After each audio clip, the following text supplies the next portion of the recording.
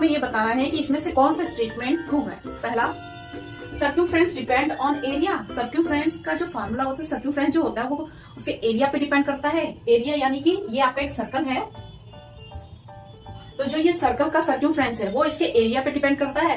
Area होता है इसके अंदर जो है पार्ट, ये अंदर का एरिया, ये एरिया कहलाता है। तो सर्कल का जो सर्क्यूम्फ्रेंस है वो एरिया पे डिपेंड करता है। सेकंड है सर्क्यूम्फ्रेंस डिपेंड ऑन रेडियस। जो सर्कल का सर्क्यूम्फ्रेंस है वो सर्कल के रेडियस पे डिपेंड करता है, यानी कि इस पे सेंटर से उसकी बाउंड्री पे, सर्क्यूम्फ्रेंस पे, बाउंड्री पे जो यहाँ पे लाइन ड्रॉ करते हैं, ये नहीं रेडियस ये। तीसरा कह रहा है circumference is same for all circle.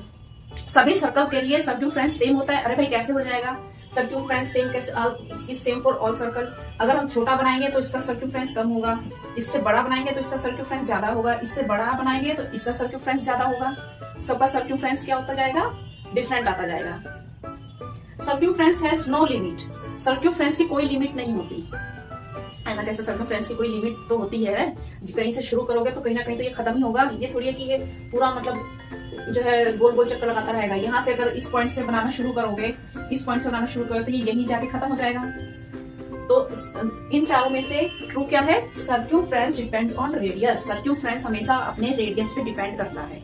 सर्क्यूम्फ्रेंस का जो रेडियस है, सर्कल का जो रेडियस है उस पे सर्कल का सर्क्यूम्फ्रेंस डिपेंड करता है। इसी से ही ये देखो, अगर रेडियस ही नहीं होगा ये चीज तो ये कैसे मतलब ये सर्क्यूम्फ्रेंस होगा?